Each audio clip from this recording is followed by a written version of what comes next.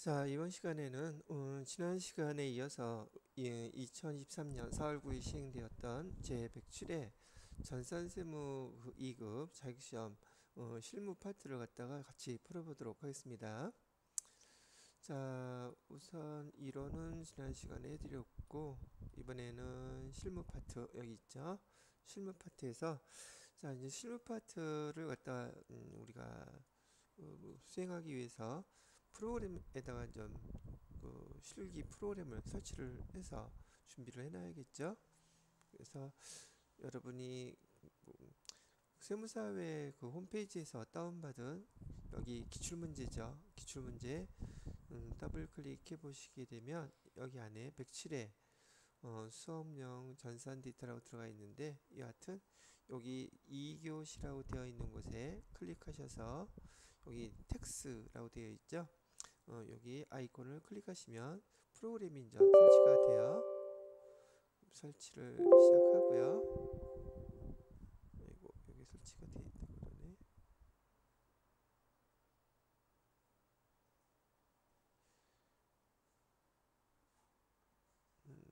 이게 한게 있나? 프로그램이 세무 2급 먼저 나가야겠죠.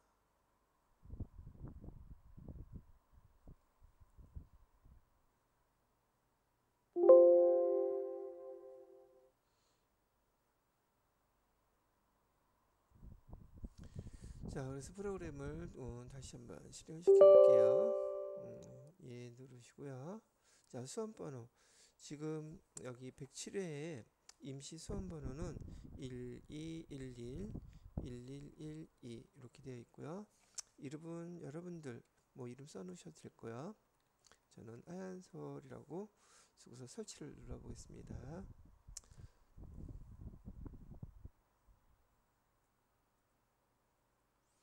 자, 그러면은 여기 수험번호 입력했고 이름 확인해 보시고, 제가 문제 푸는 유형은 지금 A형이죠. 그리고 여기 107회에 감독관 번호가 몇 번이냐면 9016이라고 되어 있네요. 9016 로그인 이렇게 누르시게 되면 프로그램이 실행이 되겠죠. 됐어요. 그래서 여기 이름, 수험번호, 유형 3개 요 잘 확인하시고요. 여기 이번에 우리가 연습하는 프로그램은 연파세 상해라고 되어 있네요. 여기서 실기에 대한 문제들을 하나하나 입력해보면서 설명을 해드려 보도록 하겠습니다. 자, 이거 일단 내려놓고, 자, 문제 1번 문제부터 보도록 할게요. 자, 일반 전표 입력 문제가 전산세무 2급에서는 첫 번째 문항으로 총 5문제가 나와 있고, 한 문제당 여기 3점씩 해서 15점이 배점이 되어 있네요. 자, 1번을 보시게 되면 1월 31일 주식회사 오늘물산의 1월 31일 현재 외상매출금 잔액이 전부 보통예금 계좌로 입금이 됐대요. 오늘물산이라는 곳에서 우리 회사에다가 외상매출금을 전액 다 보통예금으로 보냈다는 뜻이겠죠. 자, 근데 오늘물산의 외상매출금 잔액이 지금 현재 얼마인지를 몰라요. 그래서 1월 말 현재로 거래처인 오늘물산에 그 외상매출금 잔액을 조회를 해서 회계 처리를 해달라고 하는 문제가 되겠죠. 자, 그러면 여기 우리 그 거래처 한번 원장에서 조회를 해보도록 하죠. 날짜는 1월 1일부터 1월 31일까지, 계정 과목은 외상매출금에 대해서 거래처는 오늘물산이라고 했었죠. 오늘물산 코드 번호가 236번, 오늘 것만 보면 되겠네요. 자, 잔액을 조회해봤더니 외상매출금 잔액이 총 770만원 있는 게 확인이 되네요. 그러면 요거를 갖다가 우리가 회계 처리해 줄 때 어떻게 해주면 되느냐, 여기에다가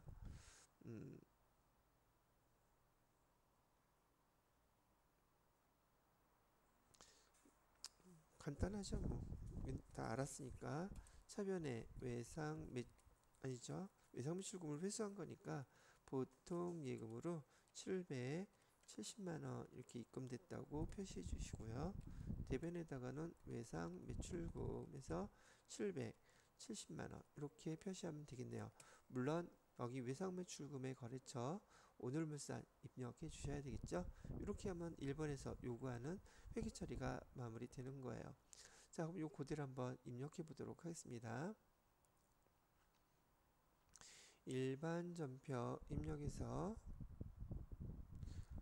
날짜는 1월 31일로 해주시고요. 차변에다가는 보통이금 금액은 770만원, 그 다음에 대변에다가는 외상 매출금 회수한 거고 F2 눌러서 오늘 물산 선택해 주시고 770만원, 예, 이렇게 입력해 주라는 말이었어요. 자, 그 다음에 두 번째 문제 볼게요. 두 번째 문제는 3월 15일 정기 주주총회에서 그 배당, 주식 배당은 1,000만원, 현금 배당은 2천만원을 실시하기로 결의했다.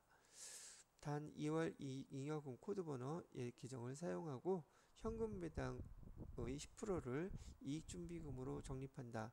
요거는 뭐 내용상은 되게 간단한 거긴 한데 여러분들이 요거를 갖다가 해결하기 위해서는 우선 하나 아셔야 될 게 있어요. 여기 이익잉여금 처분계산서 우리가 연습하면서 여러 번 보셨었을 텐데 여기 2000 뭐 연도수는 상관없겠네요. 상관없이 여기 한번 보시죠. 날짜를 쓸까? 2024년. 이건 날짜는 여러분들한테 굳이 신경 안 쓰셔도 돼요. 자, 여기서 지금 주어진 문제가 왜 이걸 먼저 보여드리냐면 프로그램에서도 그 뜻을 이해를 하셔야 될 것이고 그 다음에 이거에 대한 회계 처리가 왜 그렇게 되는지도 이해할 필요가 있어서 보여드리고 있는 것인데 여기 보시게 되면 일단 얘는 이익잉여금 처분 계산서라고 하는 화면인데요. 그 중에서 미처분 이익잉여금이 있어요. 이 미처분 이익잉여금의 말뜻은 미처분 주주총회 우리 회사에서 발생한 여지껏 발생했던 전년도, 전전년도, 그 전문년도도 할 것 없이 발생했던 모든 잉여금에 대해서 주주총회에서 아직 그 금액을 어떻게 하기로 처분하지 않은 금액들을 우린 미처분 이익잉여금이라고 불러요. 그래서 처분되지 않은 이익잉여금에는 구성 내용이 우리 대표적으로 많이 쓰는 게 정기월 미처분 이익잉여금하고요. 당기순이익이에요.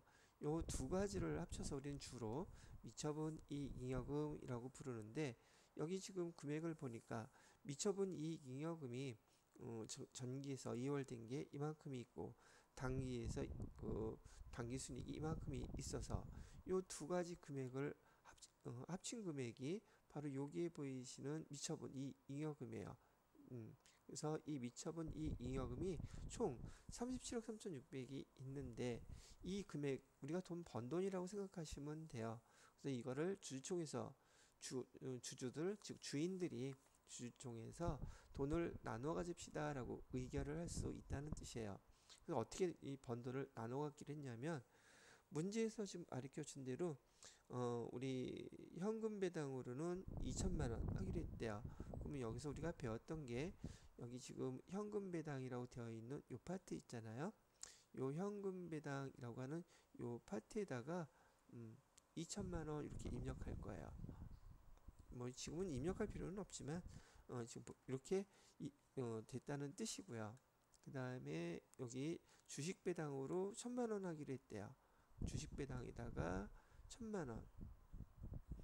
우리 실기할 때 이렇게 입력을 많이 해본단 말이죠. 그런데 지금 우리 회사에서 여지껏 돈을 벌어서 나누어 가질 수 있는 돈인데 아직 나누어 갖지 않은 돈, 즉 미처분 이익잉여금이 이만큼이 있는데 그 중에서 이만큼을 처분을 하겠다는 뜻이에요. 처분을 이렇게 하면은 지금 현재로서는 이 금액 중에서 3천만 원을 처분한 것으로 나타나죠.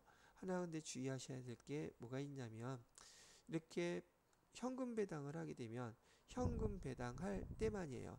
현금 배당할 때만 이 회사의 건전성을 위해서 법정 적립금이라고 불리는 법에서 정한 거예요. 법정 적립금이라고 부르는 그 계정에다가 미니멈 최소한 10%를 적립하라고 법으로 정해놨어요. 최소한 뭐 그 이상 뭐 적립해도 상관은 없습니다.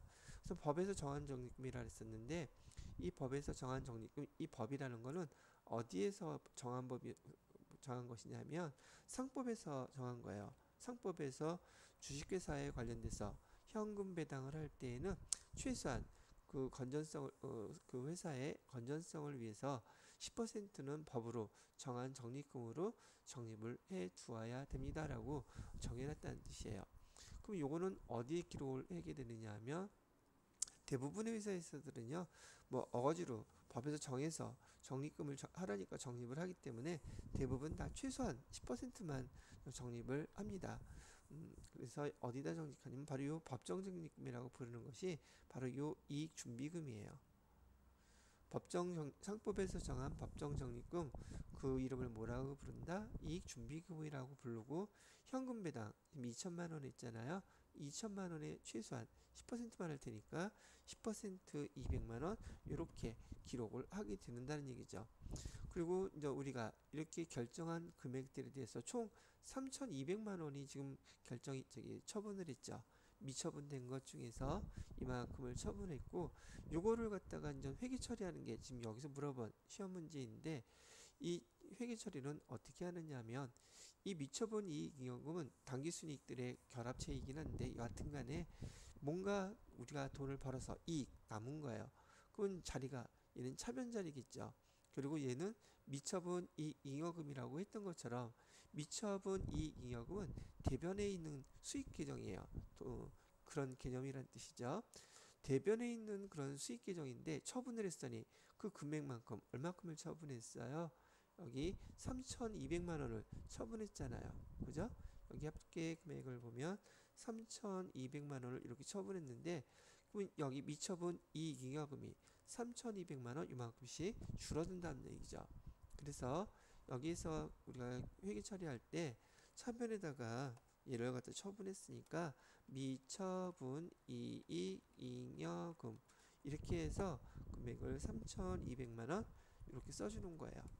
그리고 대변에다가는요 대변의 여기 계정에 여기 다 계정 과목이에요. 세 개가 코드 번호도 보이시죠? 그래서 이익준비금으로는 이익준비금으로는 200만 원 이렇게 회계 처리해 주시면 되고요. 그 다음에 미지급 현금 배당을 했던 금액은 미지급 배당금에서 2천만 원 이렇게 써주시고 그 다음에 마지막으로 주식 배당에 대해서는 미교부 주식 배당금에서 1,000만 원 이렇게 회계 처리를 해주시면 된다는 얘기죠. 자, 됐죠? 그래서 지금 여기 미처분 이익잉여금을 이렇게 주주총회를 통해서 처분을 하게 되면 회계 처리는 이렇게 돼요.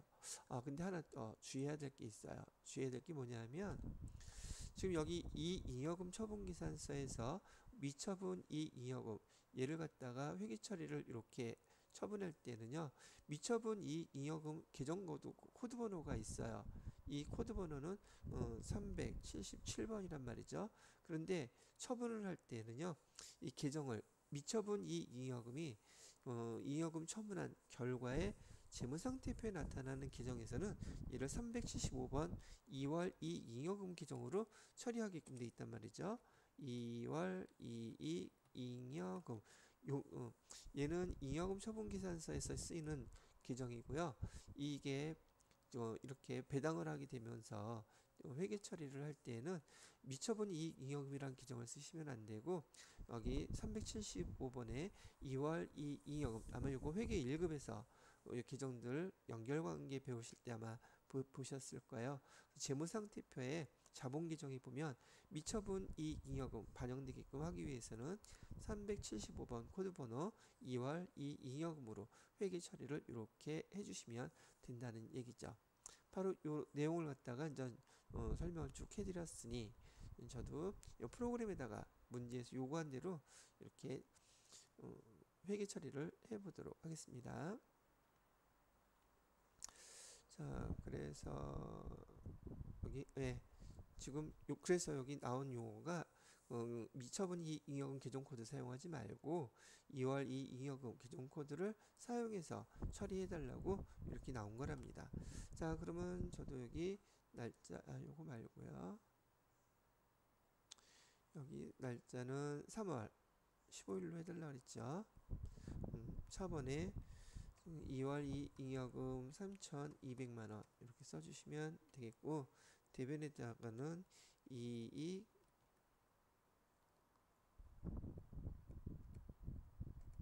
준비금 이렇게 해서 351번으로 200만원, 그 다음에 대변에다가 미지급 배당금, 현금 배당인 건 미지급 배당금이었죠. 2천만원.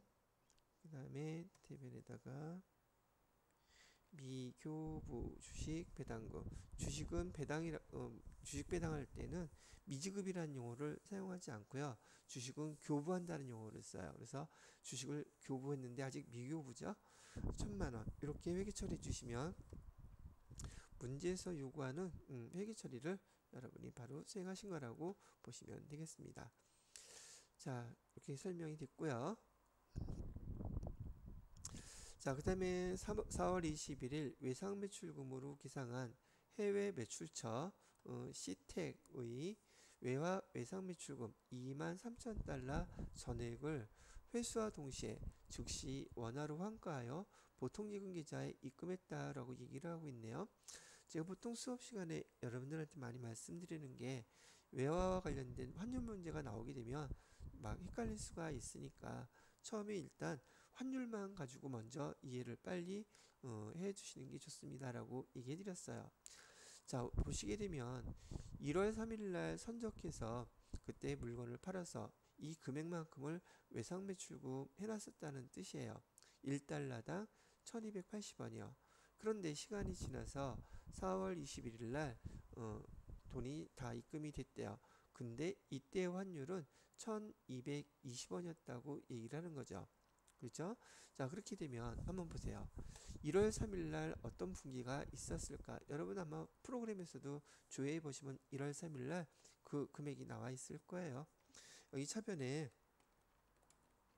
외상 매출금으로 해가지고 23,000달러라고 있죠.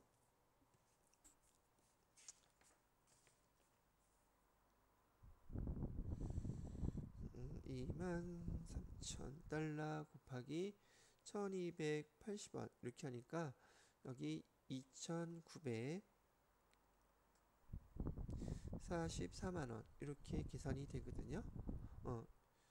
자, 그 다음에 대변에다가는 우리가 뭐 상품, 제품이 됐던, 여기 상품이다 제품이다 나와 있지는 않지만 뭐 제품이라고 그러죠.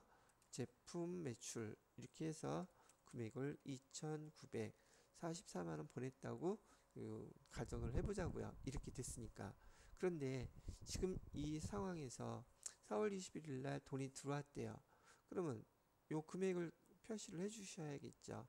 자, 어떻게 표시해 주느냐? 차변에 지금 똑같이 23,000달러는 뭐 바뀐 게 없어요. 달러는 그대로인데 원화가 바뀌었겠죠. 자, 23,000달러 보통예금 계좌로 들어왔다고 했는데요. 보통예금 계좌에 얼마가 들어왔을까? 얼마가 들어왔냐면 23,000달러 곱하기 1220원이 들어왔겠죠. 환율이 그거였었으니까. 그래서 얘를 1220원 이렇게 곱하니까 금액은 2,806,000 이렇게 들어왔대요. 그런데 우리가 받으려고 했던 외상 매출금은 얼마를 다 없애버려야 되느냐면, 매출금은 2,944만원 얘를 없애줘야 돼요. 그러면 차이가 나죠. 그래서 그 차이가 얼마인가 봤더니 2,944만원 이렇게 했더니 138만원이 차이가 나고 있네요. 그래서 얘를 갖다가 우리가 이익인가 손해인가 봤더니 더 받아야 될 걸 더 못 받았게 됐죠. 그래서 얘를 외환 외환차손이라고 부르고 금액을 갖다가 138만 원 이렇게 기록해 주시면 되는 거라는 얘기죠. 되셨나요? 그래서 문제에서 요구하는 4월 21일 날 우리가 회계 처리해야 되는 계정은 바로 요거를 처리하시면 돼요. 자, 근데 조금 전에 제가 말씀드렸던 것처럼 저는 지금 이 달러 금액하고 환율을 다 곱해서 그 계산을 해놨는데 제가 좀 간단히 하는 방법으로 많이 설명드리는 게 이런 경우예요.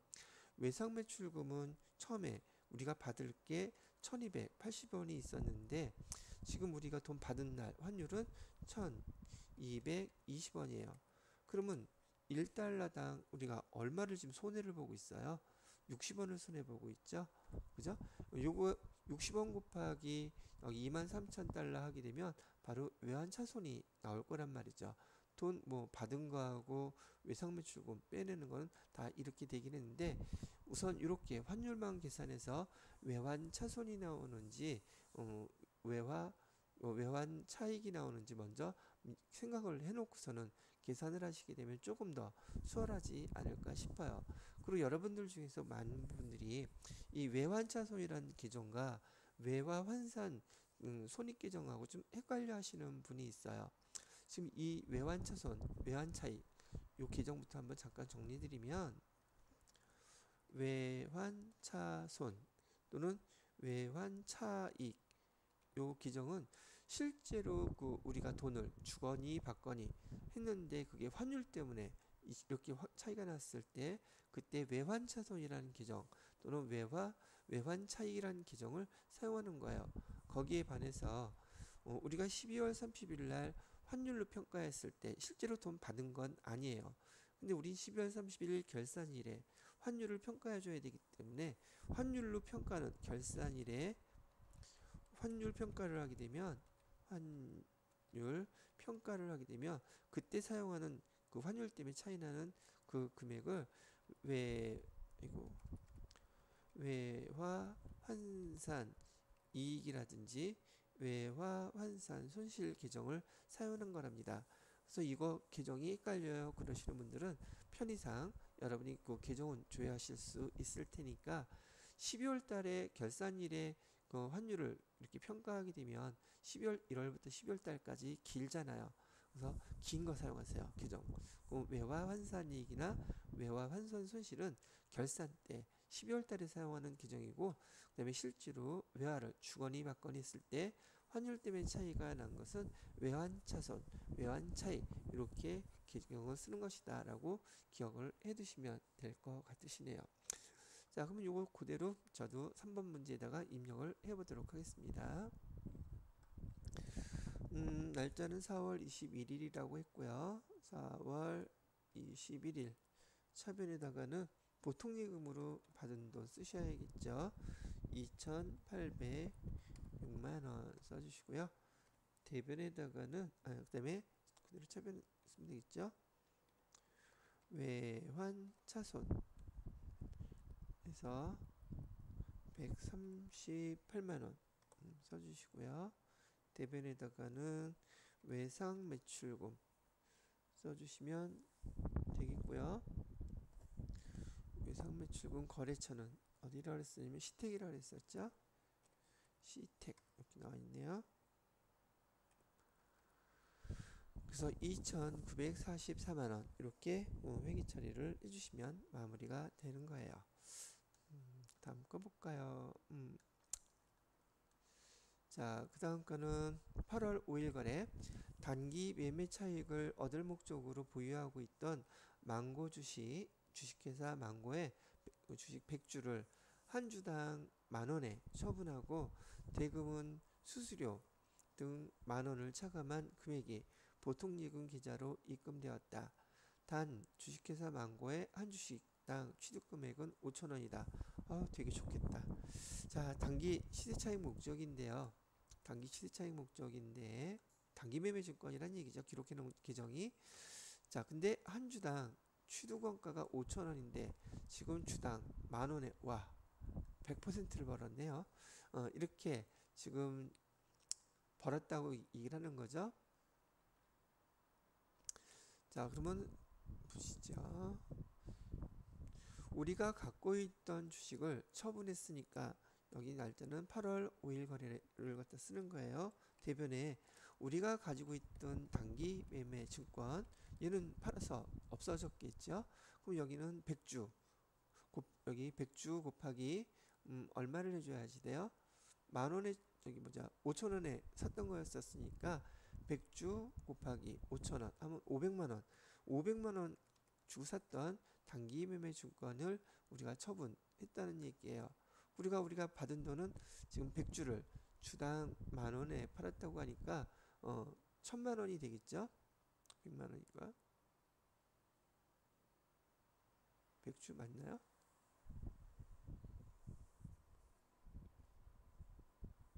100주 100만원이네. 말을 잘못 썼나 보죠. 100주 곱하기 100만원이네. 100만원을 갖다 착각했습니다. 500만원이 100만원 50만원이고요. 자, 그래서 차변에다가는 우리가 지금 실제로 100주를 만원에 팔았으니까 100만원이 들어왔겠죠. 그래서 여기 보통 예금에 100만원 이렇게 들어왔어요. 그 다음에 우리가 샀던 금액은 아까 이걸 잘못 썼죠. 5천원에 100주니까 50만원 주고 샀는데 지금 100만원 가격이 확 올라가지고 100%의 이익을 보고서는 싹 처분을 해버린 거예요. 아주 현명한 투자자네요. 자, 이렇게 하고 그럼 나머지 금액이 얼마가 차이 났느냐면 여기 지금 단기매매증권 894 50만원을 벌었잖아요. 그리고 얘는 처분을 했으니까 처분했을 때 단기매매 증권 처분했으니까요. 그 이익이 났어요. 이익 50만원.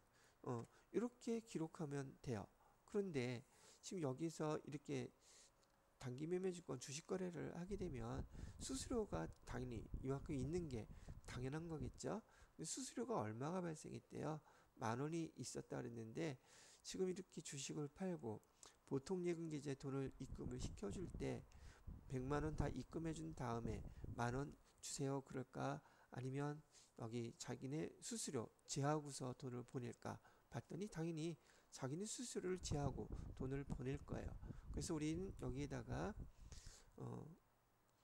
100만원이 입금되는 게 아니라 수수료를 제외하고 99만원만 이렇게 입금이 될 것이고 우리가 본 50만원을 투자해서 돈을 100만원 벌었다고 생각했는데 그 중에서 이 50만원이 다 이익이 아니라 이 50만원 중에서 이익은 수수료 만원을 냈기 때문에 여기 수수료가 49만원이 이익이 되겠구나. 그래서 내가 이익 본 거에서 이 금액을 수수료를 제하는 거예요. 이렇게 처분할 때는 반드시 발생한 이 수수료는 수수료 비용이라는 별도의 계정을 절대 쓰시면 안 돼요. 처분한 이익이나 처분한 손실, 처분하고 난 다음에 손실이 있다면 손실에다가는 더해주고 이익에서는 그만큼을 차감해서 그 금액을 회계 처리를 해주셔야 된다는 얘기죠. 그래서 여러분들이 이 4번 문제에서 회계 처리할 때는 이렇게 처리해 주시면 된다는 얘기예요. 자, 그러면 저도 이거 프로그램에 한번 입력을 해볼게요. 자, 날짜는 8월 5일이 되겠고요. 날짜는 8월 5일. 차변의 보통예금으로 99만원 입금됐고요. 그 다음에 대변에 단기 매매 증권으로 50만원 될 것이고 대변에 단기 매매 증권 처분하고서 이익이 생겼죠. 처분 이익 49만원 이렇게 해주시면 된다는 얘기예요. 자, 여기 됐고요. 그 다음에 5번째 문제 보도록 하겠습니다. 자, 5번째 문제를 보면 날짜는 9월 2일 거래고요. 사무실을 임차하기 위해서 주식회사 해리온과 8월 2일 체결한 임대차 계약 보증금 잔액을 보통예금계좌에서 이체해서 지급했대요. 자, 다음은 임대차 계약서의 일부라고 설명이 나와 있죠. 계약서 보니까 보증금 다 1,000만 원이었는데 계약금으로 아까 얘기했던 8월 2일에 여기 100만 원 이렇게 일시불로 지불을 했대요. 그리고 지금 900만 원을 9월 2일 날 여기 지급을 했다는 얘기거든요. 자, 그럼 여러분들이 여기 8월 2일 날 한번 볼게요. 여기 날짜 8월 2일로 조회를 이렇게 해보시게 되면 여기 선급금, 계약금, 그래서 여기 임대차 계약금 이렇게 들어가 있는 거 보이시죠? 선급금 사용했어요. 그래서 선급금 사용했던 금액인데 이전 그 선급금 계약금을 빼고서 나머지 것만 주면 되겠죠. 그래서 9월 2일 날 회계 처리해야 되는 것은 저기 임차하기 위한 거니까 임차 보증금이라고 되어 있죠. 그래서 계정을 임차 보증금 총 얼마였었느냐 하면 1,000만 원이 인전된 거예요. 오늘 이제 잔금 다 보내줬으니까요. 자, 얼마를 보내줬어요? 900만 원만 보내줬잖아요. 조금 전에 봤던 8월 2일 날 선급금의 거래처 헤리움 써주셔야 되죠. 임차 보증금 여기도 당연히 거래처 헤리움 써주셔야 되고요. 선급금 먼저 준 거 이제 없애줘야 되겠죠. 이렇게 빼주시고 나머지 900만 원 보낸 거는 보통예금 계좌에서 이체했다고 했으니까 보통예금 계좌에서 이체한 거 900만 원 예, 이렇게 써주시면 된다는 얘기예요. 자, 그러면 이 자료 내용도 그대로 제가 프로그램에다가 입력을 해볼게요. 일반 전표 입력에다가 날짜는 9월 1일이라고 되어 있고요. 차변에다가 임차 보증금 거래처는 헤리움 써주시고요. 금액은 1,000만 원이 됐었고요. 그 다음에 대변에다가 선급금 거래처는 238 헤리움 똑같죠. 여기다가 100만 원 보내줬었고 나머지 금액 보통예금으로 해서 900만 원 예, 이렇게 해주시면 된다는 얘기예요. 자, 그래서 여기 1번부터 5번까지 전산세무 2급에 대한 일반 전표 입력 마무리가 됐어요. 자, 두 번째 이제 문제는 우리 많이 해봤던 메인 매출 전표 입력에 대한 문제가 나와 있네요. 자, 메인 매출 전표 입력도 한번 해보도록 하자고요.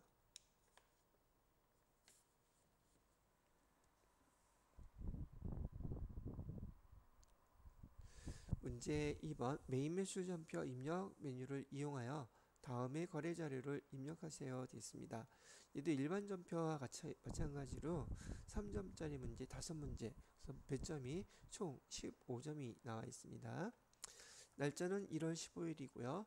회사 사옥을 신축하기 위해서 토지 중개수수료라고 나와 있네요.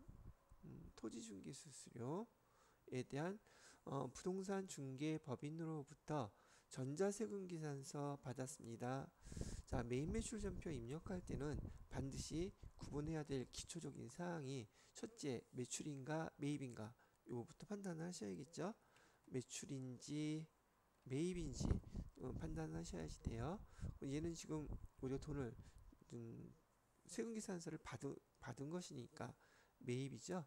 매입에서 전자세금계산서가 나오게 되면 우리는 그 부가세 유형 코드 번호가 51번 과세 얘를 쓰거나 증빙서류가 세금계산서일 때요.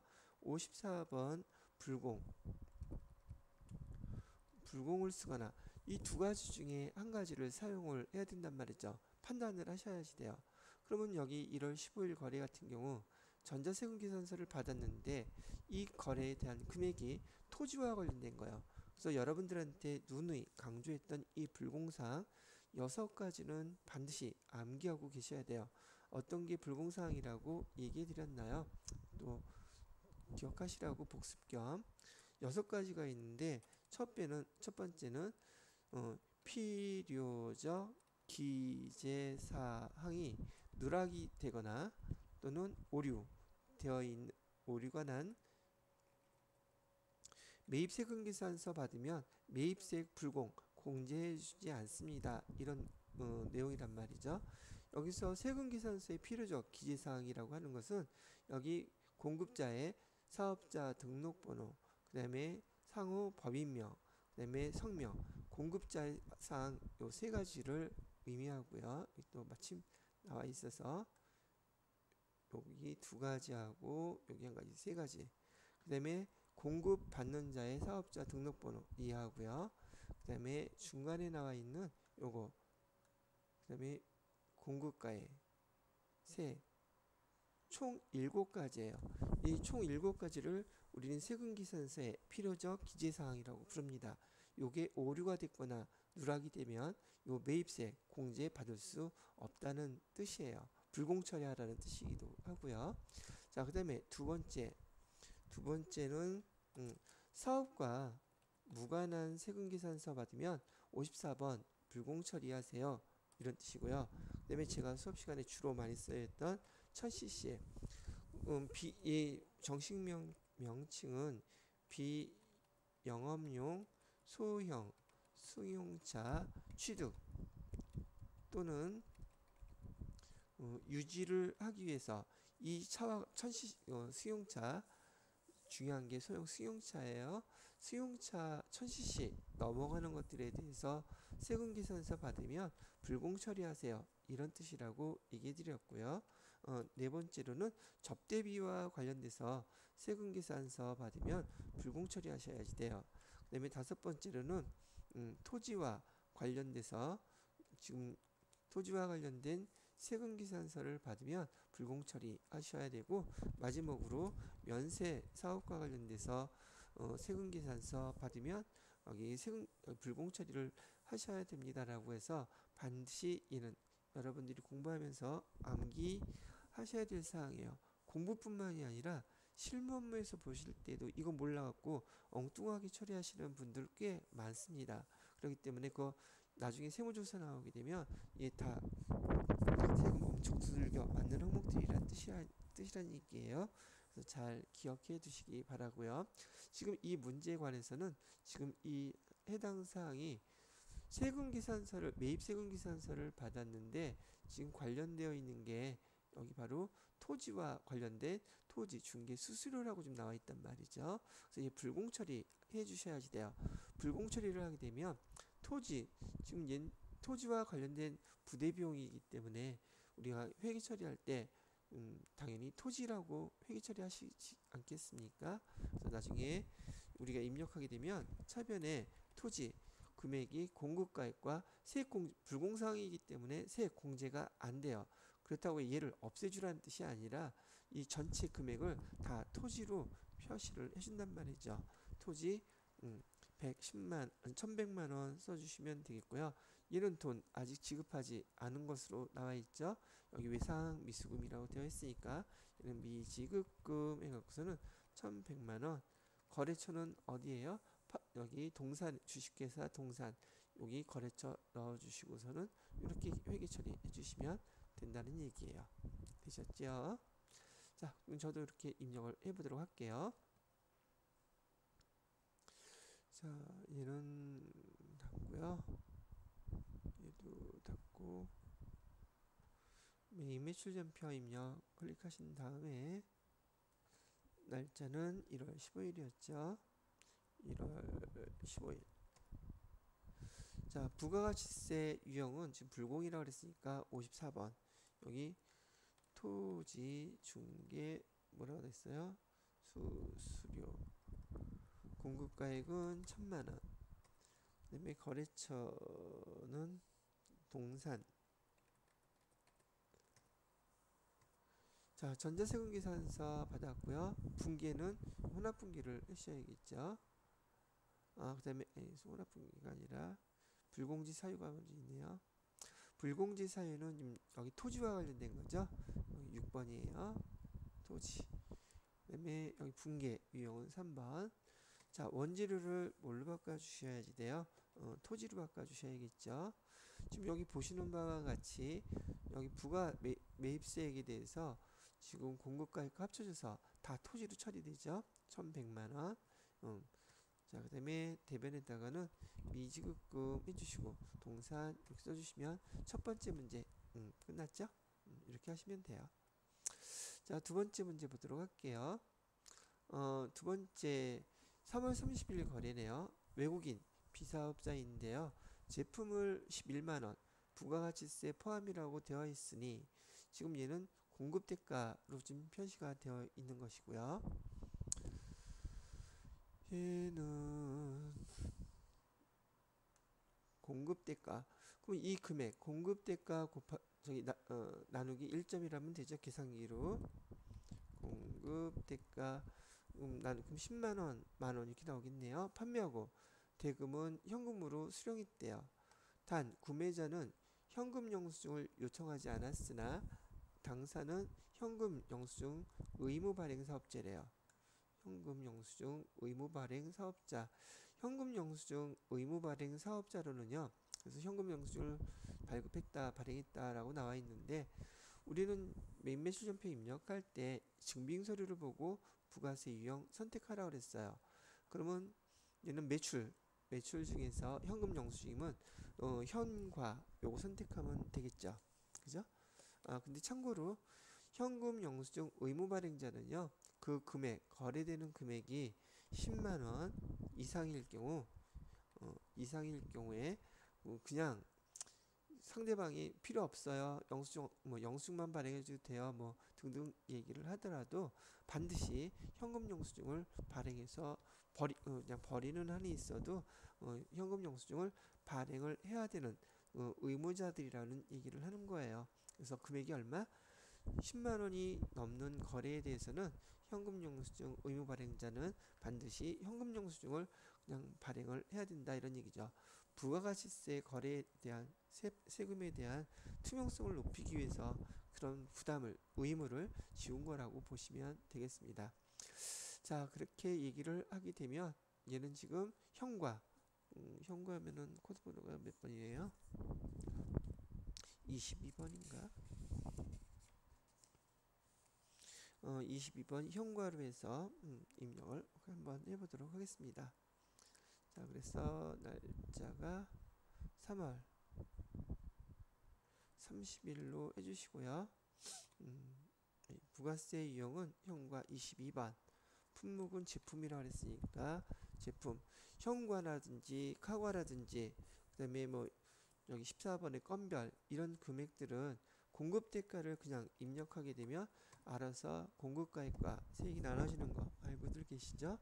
자, 그 다음에 거래처 여기 뭐 외국인이라고 되어 있는데 혹시 나와 있나? 외국 아무것도 없죠? 거래처 없어요. 넘어가셔도 상관없습니다. 자, 분기는 지금 여기 현금 영수증이라고 했으니까 1번 이렇게 해주시고요.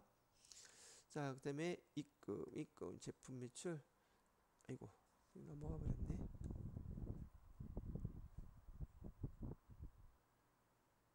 자, 그래서 현금으로 분기해서 부가세 이해 수금과 제품 매출을 해서 회계 처리된 거 확인하실 수 있으시죠? 이렇게 입력해 달라는 문제였었어요. 자, 그 다음 거는 또 어떤 문제가 있나 보죠. 7월 20일 거래네요. 7월 20일 거래. 주식회사 굿딜과 제품 판매 계약 체결하고 판매대금 1650만원 부가가치세 포함. 요런거 여러분 별거는 아닌데 실수하기 쉬우니까 공급가액인지 공급대가인지 잘 판단하셔야지 돼요. 여기 부가가치세가 포함됐다고 하니까 공급대가네요. 보통예금 계좌로 입금받은 후 전자세금 계산서. 매출이네요. 발급했다요. 계약서상 해당 제품의 인도일은 다음 달 15일이래요. 자, 근데 여기 보시게 되면 제품을 인도하는 날은 지금 여기 7월 20일인데 다음 달 15일이라면 8월 15일이 되겠죠? 그쵸? 8월 15일. 제품은 8월 15일 날 인도하기로 되어 있는데 돈을 7월 20일 날 미리 받은 거예요. 그럼 이 돈 받은 거는 뭘로 표시를 해야 될까요? 이거 선급금이에요. 실제 실무에서 계약금을 받더라도요. 부가가치세 관련 세금계산 포함해서 세금계산서 발급해 주어야 됩니다. 그래서 7월 20일 날 여러분이 이런 상황 세금계산서를 발급했다고 하는데 이거를 선거급이래네. 선수금이 되겠죠. 돈 미리 받은 거니까.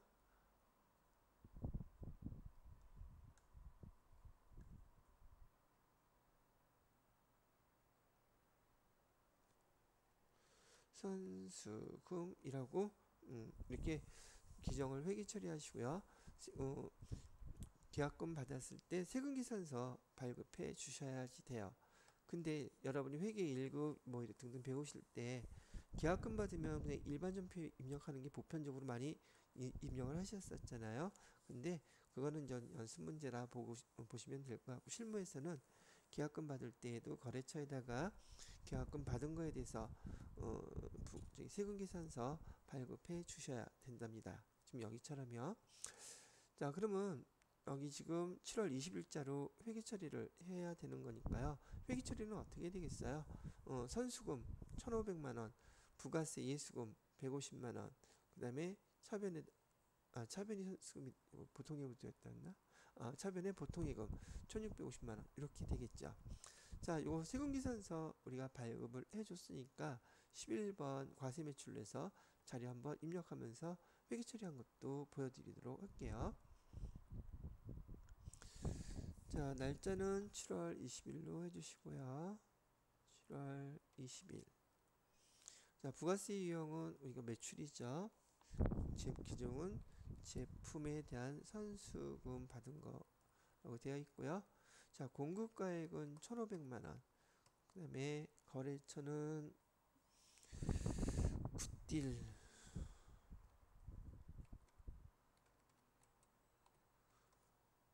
세금계산서 발행해줬고 얘는 혼합분기 해야 되겠죠. 자, 제품 매출이라고 쓰면 안 돼요. 이거 선수금이에요. 그래서 선수금 써주시고요.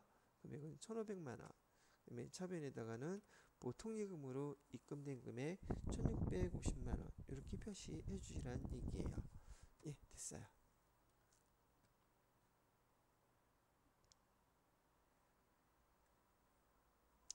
자, 그 다음에는 네 번째 거래 8월 20일 미국에 소재한 해외 매출처인 몽키의 제품 500만원 직수출. 지금 여기도 메인 매출 전표에다가 직수출했다고 하니까 부가세 유형 코드 번호는 16번 직수출 선택을 하셔야겠죠. 자, 그래서 직수출하고 판매대금은 3개월 후에 받기로 했다고 하니 외상매출금 처리하면 되겠네요. 자, 그러면 이거 간단한 거니까 그대로 입력해 보도록 하겠습니다.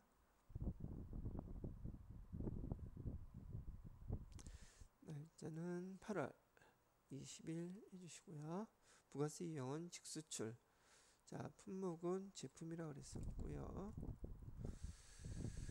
거래처는 500만원. 거래처는 몽키라고 그랬죠. 자, 영세율 구분은 직수출 1번이 왔었죠. 직접 얘는 생략한다고 했고요. 자, 분기는 외상이라고 했으니까 2번. 그래서 외상 매출금과 제품 매출 이렇게 표시하면 이게 되게 간단한 문제였었네요. 자, 메인 매출 전편 이제 마지막 문제인 것 같네요. 5번째. 날짜는 9월 12일. 영업부 사무실의 임대인으로부터 받은 전자세금계산서네요. 매입이죠. 그리고 임차료에 관련된 것이니 뭐 불공사항 아니니까 우리가 입력할 때 부가세 코드번호 51번 과세 하고 입력하면 되겠네요. 세금 계산서상에 기재된 품목별 계정 과목으로 회계 처리하시오. 이게 무슨 말이냐 봤더니 대부분 많은 이런 임대차 계약에서요. 임차료하고 관리비 별도로 계정 쓰게끔 관리비 별도로 이렇게 청구가 됩니다. 그럴 때 회계 처리를 똑같이 한꺼번에 다 그냥 임차료 하지 마시고 임차료와 건물 관리비를 따로 계정을 사용해서 구분해서 입력해 달라고 얘기하는 거예요. 어떻게 입력하냐고요? 차변에 임차료 250만원하고 그다음에 세액 이렇게 건물 관리비 30만원 3만원 이렇게 대변에다가 돈 아직 지급 안 했을 테니까 미지급으로 돼 있죠. 그러니까 미지급금 해갖고서는 그 금액 써달라는 얘기예요. 자, 계정을 이렇게 따로따로 자, 한번 써볼게요. 날짜는 9월 12일 날로요. 날짜는 9월 12일. 유형은 지금 우리 과세 했죠. 그래서 여기다는 임차료 품목은 임차료라고 쓸 게 아니라 여기다가 우리 복수거래에 입력한 거 배운 적 있으시죠? 요걸로 입력해서 여기다가는 임차료 공급가에 250만원 이렇게 쓰시고요. 그 다음에 건물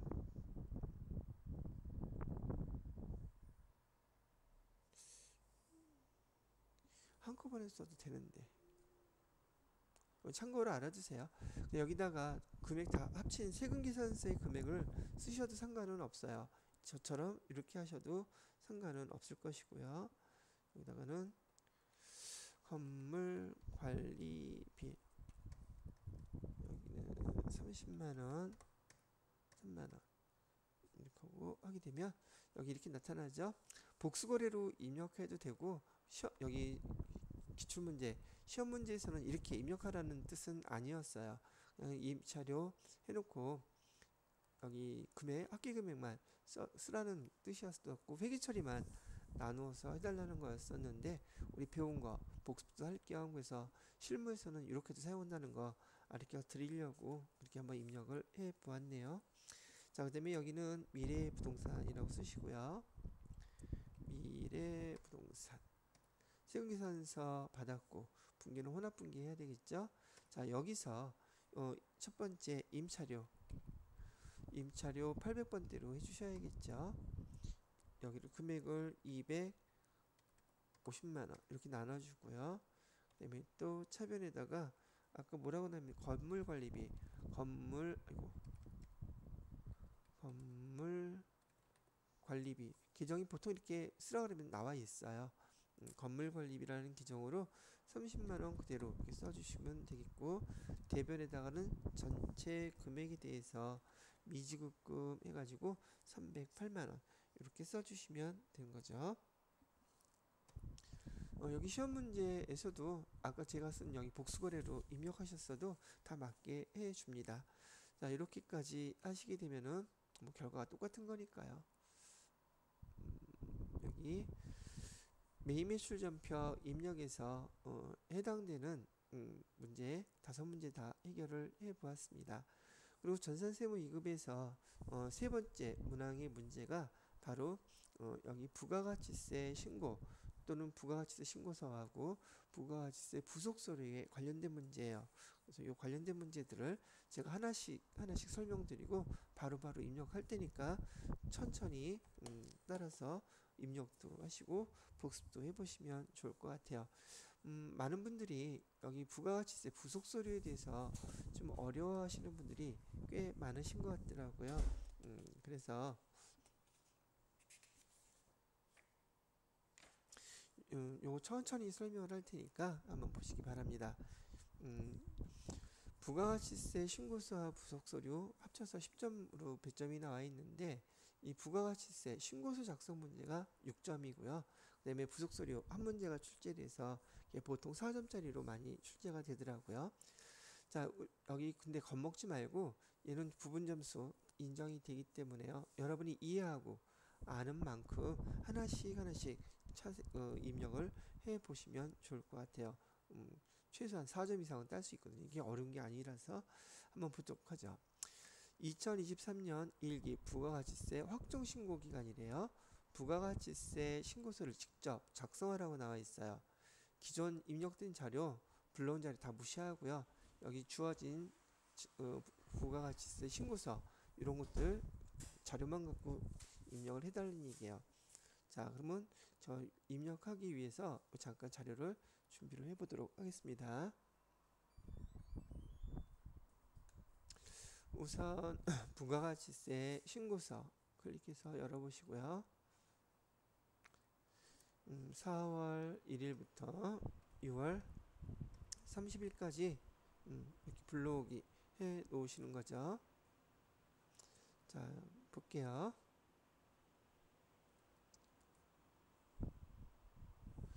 자, 매출 자료는 전자세금계산서 발급분 과세 매출액 그래서 6억 원이라고 나와 있죠. 부가가치세는 별도래요.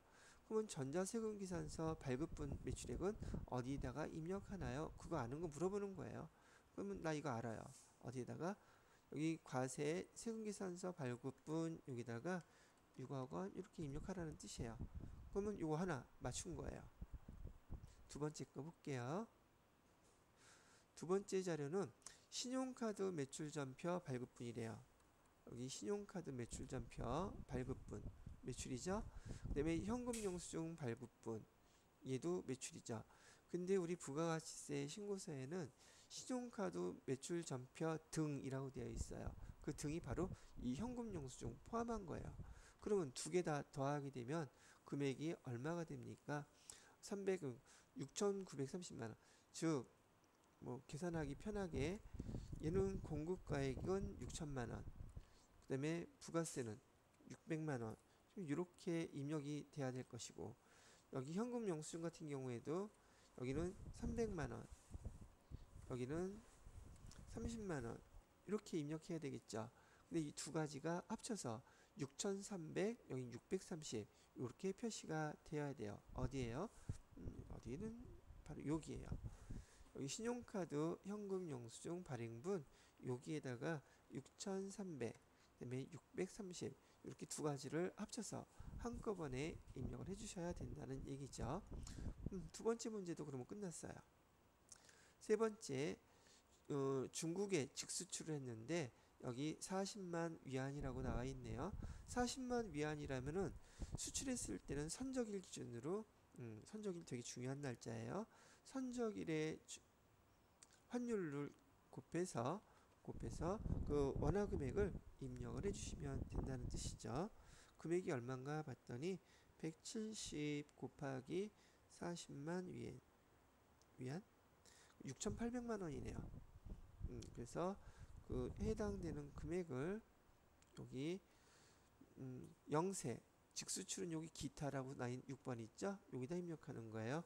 여기다가 6,800만 원 이렇게 입력하시면 주어진 요 해당되는 것도 입력이 끝났어요. 직수출했을 때 이 문제는 이 선적일 날의 환율을 사용하는지 그걸 아는지 물어본 문제라고 보시면 되겠죠.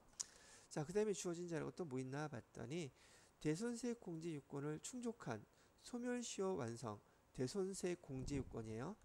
그럼 대손세 공제 보니까 부가가치세 포함 공급대가가 1,100만 원이라고 하면 100만 원이 부가세죠. 1,000만 원, 100만 원이니까 그 중에서 부가세 100만 원 그거 우리가 대손세 공제해 주세요라고 신청했다는 얘기고요. 요거는 어떻게 표시가 되느냐? 바로 여기 대손세 가감이라고 되어 있는 거 있죠? 여기다가 마이너스 대손세 공제를 해달라고 공제 빼주세요 라고 했으니까 여기다 100만원 이렇게 표시하시는 거예요. 그러면 주어진 문제에서 지금 여기 매출 자료에 대한 것들을 싹 다 입력을 하신 거예요. 이렇게 입력해 보면 몇 번만 연습해 보시면 그닥 어려운 건 아니라는 것을 아실 수 있을 겁니다. 겁먹지 말고 그냥 입력해 보시면 돼요. 자, 그 다음에 이제 매입 자료 한번 입력해 볼게요. 매입 자료를 보시게 되면 여기 지금 세금계산서 수취분 매입세액이라고 되어 있는데 일반 매입이라고 되어 있어요. 좀 이따 화면에서 보여드릴 것이긴 한데 매입세금 계산서인 경우는요. 매입세금 계산서인 경우에는 얘가 두 개로 나뉘어져 있어요. 칸이 일반 매입하고요. 고정자산 매입 이렇게 나눠져 있거든요. 이걸 나누어서 입력할 줄 아는지 그걸 물어보는 거예요. 근데 일단은 매입세금 계산서 수취분이 공급가액 4억 원, 부가세는 4천만 원이래요. 일단은 따지지 말고 요 그대로 입력을 해본단 말이죠. 다른 게 아무것도 없다고 했을 때 여기 보시게 되면 세금계산 수치본 있고 일반 매입이라고 되어 있죠. 여기에다가 4억 이렇게 입력해 주라는 얘기예요. 그 다음에 매입세액 400만 원 이렇게 입력해 주면 첫 번째 해당되는 건 끝났고요. 만약에 이 매입 세금계산서 중에 고정자산 매입이 있었다 그러면 여기에다 그 금액을 빼서 나누어서 입력을 해 주셔야지 돼요. 일단 여기까지만 보고요. 다음 거 문제 한번 보도록 하죠. 근데 이 4천만 원 중에서 접대 물품 관련 매입세, 접대 물품 관련 매입액이라는 것은 그 매입세금 계산서 받았는데 걔가 접대비와 관련돼 있다는 뜻이기도 하고 걔는 불공사항이에요. 그래서 일반 매입 금액에 여기 다 포함되어 있을 때 이 금액만큼은 불공으로 처리해 주셔야 돼요. 그런데 여기 일반 매입에서 세금계산서 여기 접대 물품 관련된 거 다 들어가 있는데 여기서 800만 원을 빼주는 게 아니에요. 얘는 손대면 안 됩니다.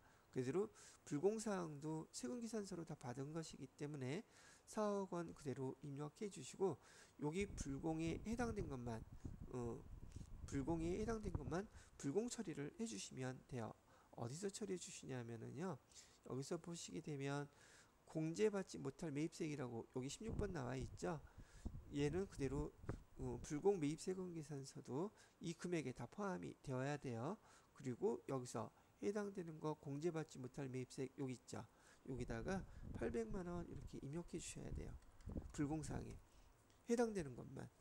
그래서 80만 원 이렇게 처리를 해주시면 된다는 얘기예요. 이해가 되셨나요? 됐어요. 그렇게 하시고요. 자, 그 다음에 매입자료 마지막 게 나와 있는데 정상적으로 수취한 종이세금계산서, 세금계산서를 우리가 발행한 게 아니라 만약에 매출 세금계산서 우리가 발행할 때 전자세금계산서를 발행해야 되는데 종이세금계산서를 발행했다면 종이세금계산을 발행했다면 가산세를 계산해야 되지만 우리는 지금 매입한 거기 때문에 정상적으로 수출을 했대요. 종이세금은 상관없고요. 근데 예정신고 때 누락을 했대요. 500만 원짜리. 얘를 예정신고 누락본에다가 반영을 해주셔야지 돼요. 예정신고 누락본은 어디에서 반영을 하나요? 물어보면 여기 예정신고본 나와 있죠.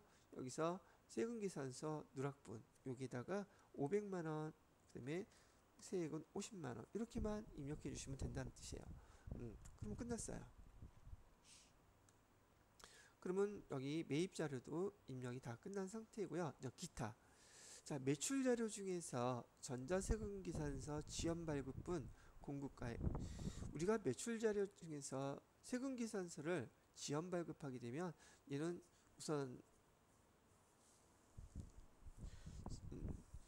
지연발급을 하게 되면 가산세가 있어요. 가산세는 세금계산서 공급가액의 1%가 몇 퍼센트가 1%가 가산세예요. 1%. 그래서 지금 이 자료는 가산세 계산하세요. 그런 말을 지금 얘기하고 있는 겁니다. 그럼 가산세는 어떻게 계산하는데요? 이렇게 계산하세요. 자, 밑으로 쭉 내려가 보면 여기 가산세라고 되어 있죠. 요 빈칸 26번에 칼을 띵 누르면 가산세 계산하는 란이 나와요.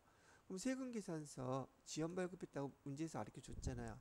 여기다가 입력하라는 얘기예요. 공급가액 얼마? 2,300만 원이요.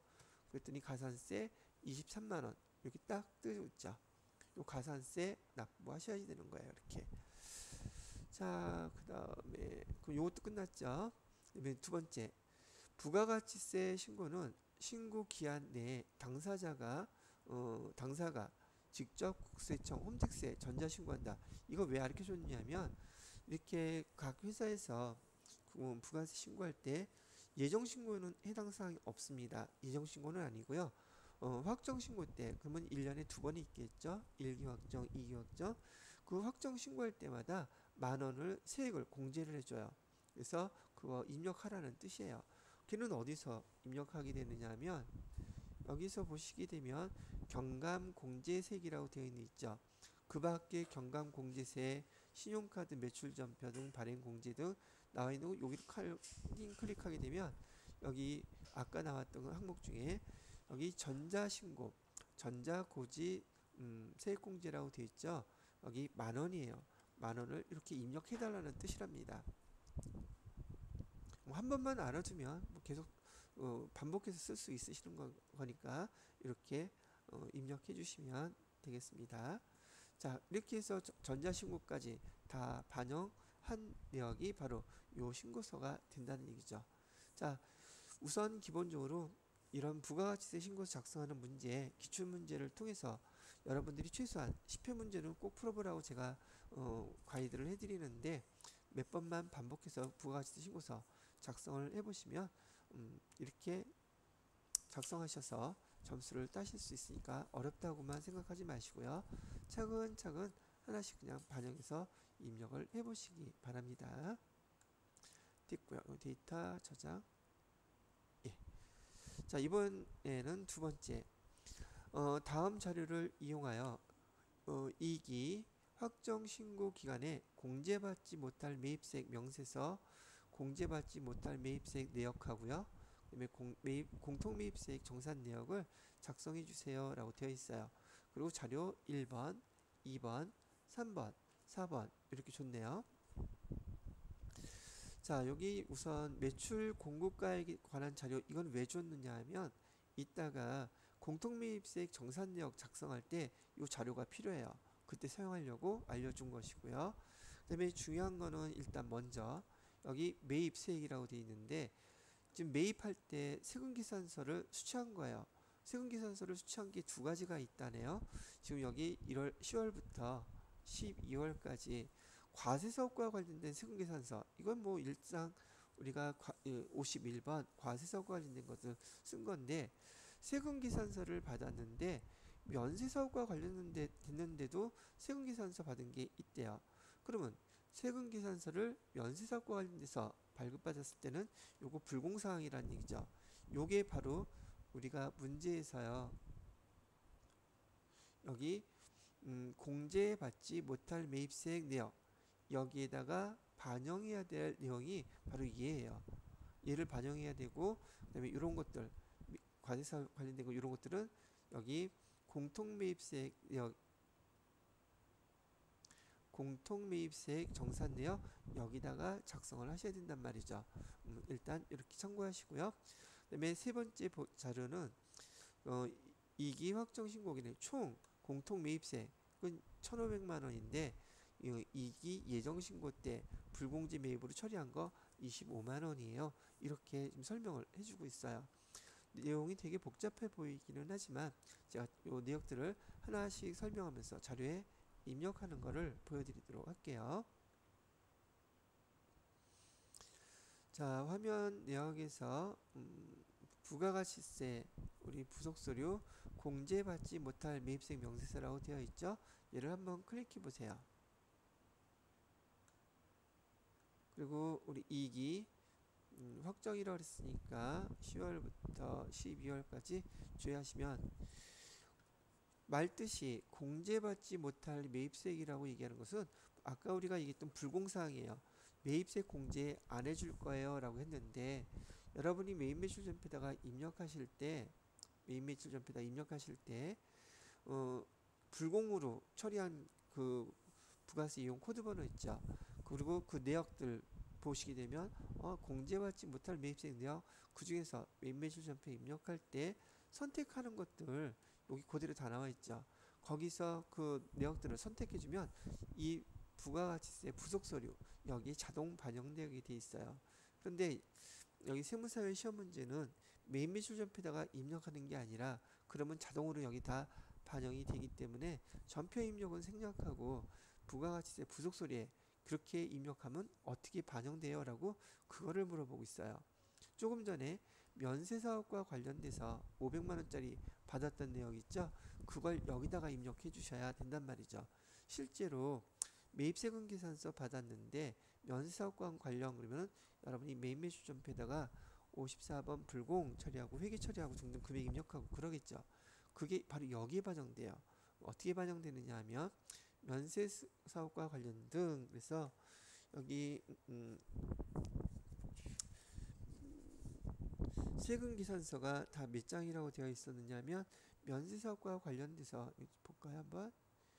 자, 면세사업과 관련된 매입세금계산서 총 매수가 몇 매래요? 3매라고 되어 있죠. 그거 입력해 주라고요. 여기다가 매수는 3매. 그 다음에 공급가액은 얼마였어요? 5천만원. 부가세는 500만원. 얘가 첫 번째 문제였던 거예요. 여기다가 이렇게 입력해 주는 것. 자, 그 다음에 두 번째 문제가 뭐였나 볼까요? 두 번째 문제는 여기 공통매입세액 정산내역이라고 되어 있죠. 공통매입세액 정산내역 작성하세요. 이 하는 문제는 여기 위에 보시게 되면 지금 여기 공제받지 못할 매입세액에는 탭이 총 4가지가 있어요. 공제받지 못할 매입세액 내역 이거 하나 있고요. 두 번째는 공통매입세액 안분내역. 세 번째는 공통매입세액 정산내역. 지금 여기서 입력해달라는 뜻이에요. 그 다음에 납부세액, 환급세액 재계산. 여러분들이 부가세, 부속서류 중에서 제일 어려워하는 부분이긴 한데 지금 제가 문제만 집중적으로 해당되는 것만 설명해 드리지만 이 부분이 약하신 분은 앞에 그 전산세무 2급의 부가세 부분에서 이 파트를 수업을 한번 들어보시면 이 파트만 이해하는 게 좀 더 많이 수월해질 것 같아요. 지금 여기 정산내역에서 입력해달라는 내용이었었고요. 실무에서 또 자료 실제적으로 관련된 예정신고일 때는 여기 안분내역 계산에서 입력을 하고요. 그 다음에 확정신고일 때는 정산내역에서 자료를 입력하게 돼 있어요. 그리고 공통매입세액이라는 말 뜻이 이 사업자는 지금 과세사업과 면세사업을 동시에 지금 하는 사업자예요. 그러다 보니까 물건을 사갖고 올 때 매입세액을 내게 되는데 얘가 과세사업에 사용되는 부분만큼은 공제를 받아야 될 것이고 면세사업에 사용되는 만큼은 불공, 세액을 공제 못 받아야 되는데 그 금액을 정확히 계산해서 여기서 불공 처리를 하겠다는 뜻이랍니다. 그래서 과세사업, 면세사업을 하는 사업자가 매입했을 때 발생한 매입세액 그걸 갖다가 우리는 공통매입세액이라고 불러요. 여기서 얘기하는 공통의 뜻이 과세사업하고 면세사업 두 가지 사업에 공통으로 사용된다는 뜻이에요. 공통의 말뜻이 뭐다? 과세사업에서도 사용하고요. 면세사업에서도 공통으로 사용되는 매입세액이었어요. 그러니 그 매입세액을 지금 나눠줘야 되겠죠. 공제받는 금액과 공제받지 못하는 금액을 나눠줘야 돼요. 여기 문제에서 있다가 보실 때 총 매입세액이라는 게 있어요. 그 매입세액 금액을 갖다가 예를 들어서 100만 원이었다고 하면 얘를 과세사업에는 얼마, 면세사업에는 얼마 나누어서 여기다가 입력을 해주게끔 하기 위한 거예요. 지금 여기서는 면세사업에 해당되는 금액을 계산하게끔 되어 있어요. 얘가 그래서 불공처리한다는 뜻이죠. 자, 한번 무슨 내용인지 한번 보도록 할게요. 일단 공통매입세액 정산내역에서 입력해달라고 했으니까 넣고요. 여기 보시게 되면 아까 문제에서요. 매출 공급가액으로 지금 금액을 구분해주고 있죠. 지금 조금 전에 말씀드렸던 것처럼 이 사업자는 과세사업도 하고요. 면세사업도 하는 사업자인데 총 과세사업에서 면세사업에서 합친 금액이 6억 원어치 매출을 했다는 거예요. 그런데 과세사업은 4억 5천, 면세사업은 1억 5천. 즉 이 비율대로 아까 매입세액, 여기 총 공통 매입세액 있죠? 이 1,500만 원을 요 비례식으로 나눠줄 거란 얘기죠. 그래서 6억 전체의 과세표준 6억 중에서 1억 5천에 해당되는 비율만큼을 여기다가 곱해서 걔를 갖다가 우린 불공처리 할 거란 얘기예요. 어떻게 해요? 이렇게 하는 거예요. 화면에 보이니까 먼저 설명해주고 그 다음에 입력을 할게요. 지금 이 총 공통 매입세액 1,500만 원 중에서 지금 면세 부가세 공제를 받지 못하는 금액은 얼마가 계산되느냐 하면 그 비율대로 계산해 주는 걸 이거 비율로 하겠다는 얘기예요. 매출액 비율로 총 금액은 여기 6억 원이래요. 근데 면세 비율은 얼마였었어요? 1억 5천이래요. 1억 5천. 그럼 이제 계산기로 한번 두들겨 보세요. 그럼 얼마가 계산이 될까? 자, 1,500만 원 곱하기 150 나누기 600 375만원 나오네요. 375만원. 자, 매입세액 보통 세금계산서 받아서 매입세액을 다 미리 계산했다면 매입세액 총 매입한 게 1,500만원이었는데 그 중에서 면세에 해당되는 375만원 이 금액은 공제 안 해주겠다는 뜻이에요. 물론 나머지 거는 공제를 해주는 것이고요. 근데 그 중에서 여기 보시게 되면 이익이 예정 신고할 때 공통매입세액 중에서 불공제 공제 안 해주는 걸로 미리 처리한 금액이 벌써 얼마가 있었냐 하면 25만 원이 있었대요. 그걸 빼주게 되면 여기는 앞에 벌써 처리했으니까 얘는 지금 전체 이익이 전체 금액을 계산한 건데 앞에 거 예전 거 빼주면은 25만 원 이렇게 빼주니까 총 얼마가 돼요? 이번 확정 기간 동안에 공제받지 못할 금액은 총 350만 원이 계산이 된다는 뜻이에요. 자, 이 결론은 이런 내용이었었거든요. 내용은 되게 간단한데 이 내용을 갖다가 한번 신고서에 부속서류에 직접 한번 입력을 해볼게요. 지금 전 설명을 이렇게 했지만 부속서류에서는 지가 알아서 다 계산해요. 입력하는 내용만 잘 이해하고 그 자리에다가 그렇게 입력만 해주시면 되겠습니다. 자, 보시게 되면 우리는 지금 그 비례식 나누는 그 금액을요 당해 과세기간에 공급가액 기준으로 반영을 구분을 해줄 거예요. 구분은 입력할 것 같고요. 여기 총 공통 매입세 그래서 이익이 확정 기간 동안에 매입한 총 공통 매입세액이 얼마인데요? 1,500만 원이라 했잖아요. 그리고 면세하고 과세 다 합쳐서 총 공급가액은 얼마라고 그랬어요? 총 면세 과세 면세 합쳐서 총 공급가액은 6억이라고 그랬잖아요. 6억 입력해 주세요. 여기다가 총 공급가액 6억. 그 중에 면세 공급가액은 얼마라고 그랬어요? 여기 면세 공급가액은 1억 5천이라고 그랬죠? 1억 5천 입력해 주세요.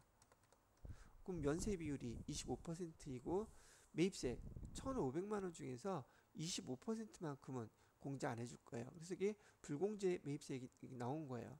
그런데 얘는 이익이 전체인데 예전 거는 벌써 계산을 해놓은 금액이 있다잖아요. 그 금액이 얼마래요? 이익이 예정 신고할 때 공통 매입세액 중에서 벌써 미리 불공제 매입세액 처리한 게 25만 원이 있대요. 그래서 전체 금액은 375만 원 우리가 처리를 해야 되는데 예정 때 25만 원 이렇게 해놨다고 하니까 350만 원만 처리하면 된다. 이렇게 입력해주면 끝나는 거예요. 되게 간단한 내용이란 말이죠. 이 내용이 지금 입력은 이렇게 있고 서식은 이렇게 계산이 된 거랍니다. 밑에. 그래서 이걸 참고하셔서 제 설명 듣고 천천히 한번 또 입력을 해보시기 바랍니다.